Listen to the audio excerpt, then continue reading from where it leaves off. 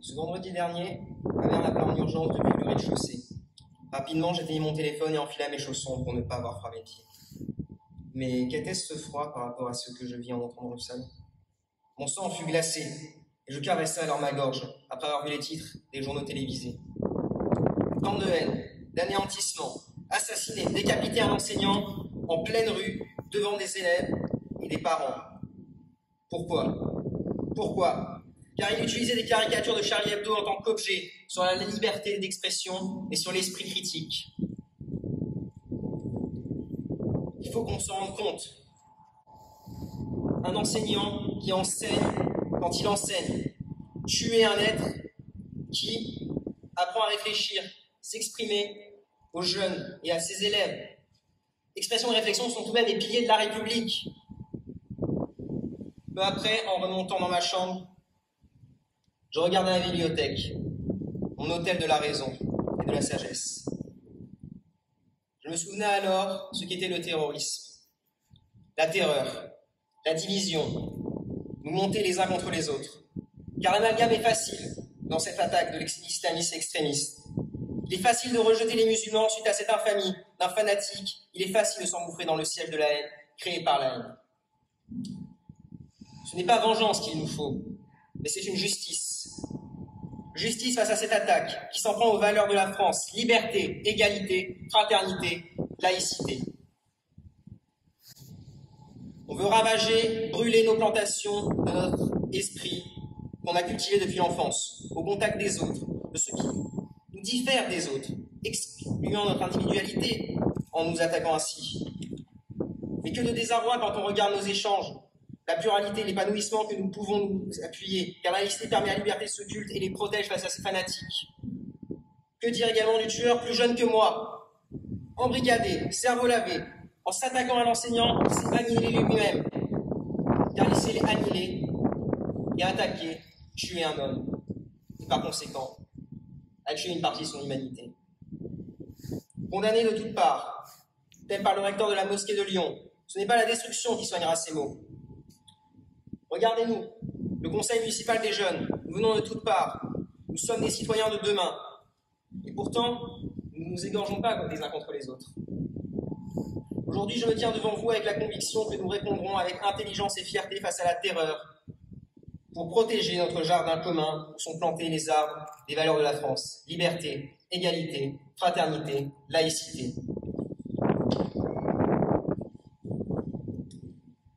Après tout, c'est dans le vide de l'âme que s'inscrit le mal. C'est ce que disait Hannah Arendt, qui a connu les heures les plus sombres de notre histoire. Histoire, justement. Combien de fois la République a-t-elle été combattue? Parfois, elle a été vaincue, mais elle n'a jamais été abattue.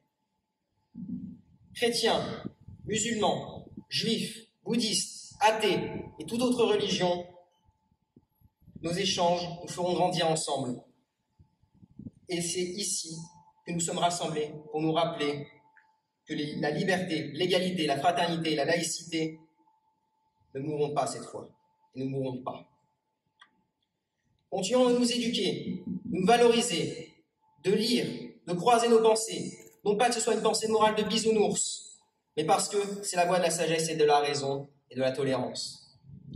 Tolérance était d'ailleurs le sujet de Voltaire, qui disait « Le fanatisme est un monstre qui ose se dire le fils de la religion. Que justice soit rendue, vive la République, vive la France !»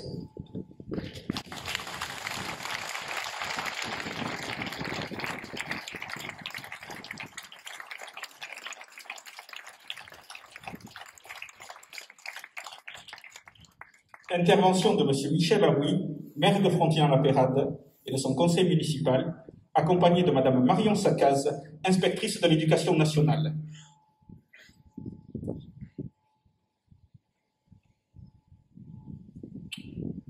Mesdames et messieurs les élus, mesdames et messieurs les représentants de l'éducation nationale, des enseignants, des parents d'élèves et de la communauté éducatrice, chères concitoyennes et chers concitoyens, nous sommes réunis aujourd'hui devant l'hôtel de ville, notre maison commune, pour rendre hommage à Samuel Paty, professeur d'histoire-géographie au collège Bois d'Aulne de Conflans-Sainte-Honorine, horriblement assassiné, décapité le vendredi 16 octobre dernier, et témoigner tout notre soutien à sa famille ainsi qu'à la communauté éducatrice. Samuel Paty a été tué parce qu'il faisait son métier, ou plutôt son devoir d'enseignant de notre République, celui de former des citoyens capables de penser par eux-mêmes, capables de faire société dans toutes nos différences, capables de transmettre eux aussi un jour cette flamme de la connaissance et de la compréhension aux générations à venir. Ne nous trompons pas de réponse. La surenchère liberticide ne mène à rien. Les clivages et l'intolérance se nourrissent jusqu'à l'horreur. Nous sommes dans un état de droit. Il appartient à la justice d'enquêter, de juger ceux qui ont commis et participé à cet acte atroce.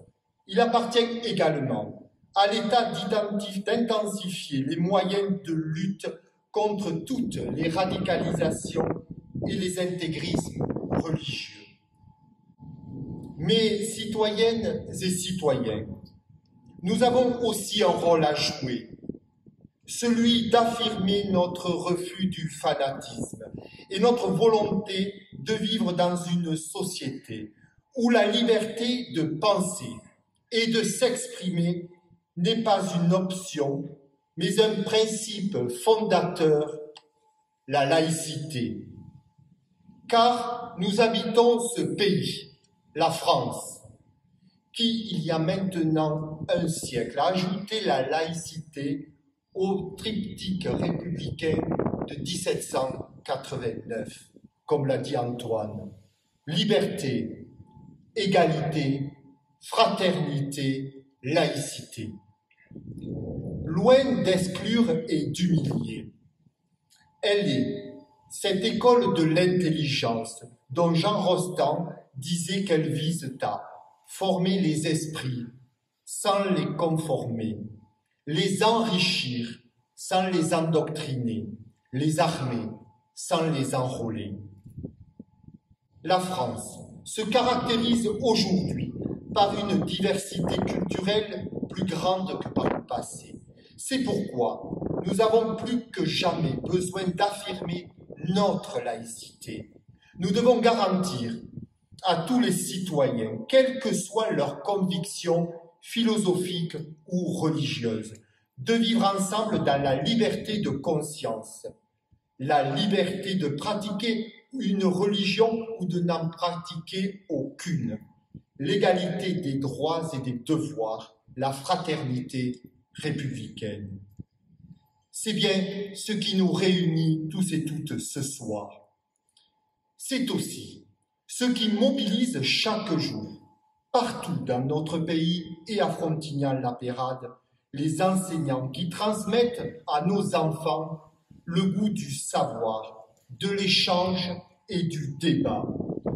Ils portent une mission essentielle et je veux leur dire à quel point ils nous sont précieux. Ils sont le cœur battant de l'école, cet espace essentiel d'apprentissage du respect de l'autre et de soi-même. Ils doivent avoir les moyens de le rester. Il en va de notre société. Mesdames et messieurs, en hommage à Samuel Paty, je vous invite maintenant à respecter une minute de silence.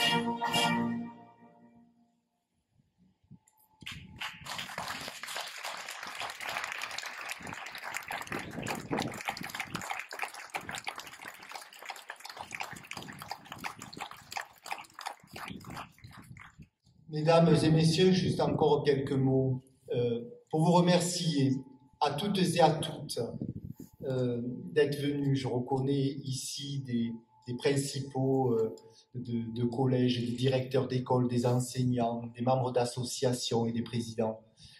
Je crois que plus que jamais, ici dans notre ville, mais partout en France, nous devons être unis et respectueux. En tout cas, je m'y emploierai dans notre ville, aux côtés du Conseil municipal des jeunes, et je remercie Antoine d'avoir préparé cette intervention, mais aussi avec le Conseil municipal, et nous sortirons grandis dans les semaines et mois à venir, car nous devons résister, mais nous devons être dignes aussi en tant qu'élus de nos fonctions et de notre mission, et on compte sur vous, citoyens et citoyennes, d'être encore plus engagés dans l'avenir que ce qu'on l'a été par le passé. Je vous propose maintenant qu'on puisse échanger autour de cette place ensemble, parce que je crois qu'on a besoin aussi beaucoup d'échanger. Comme je le disais, on est devant notre maison commune. L'hôtel de ville, c'est la maison des citoyens, et cette place, c'est avant tout la place des citoyennes et des citoyens de cette ville. Bonne soirée à tous et à toutes, et on va pouvoir discuter. Merci.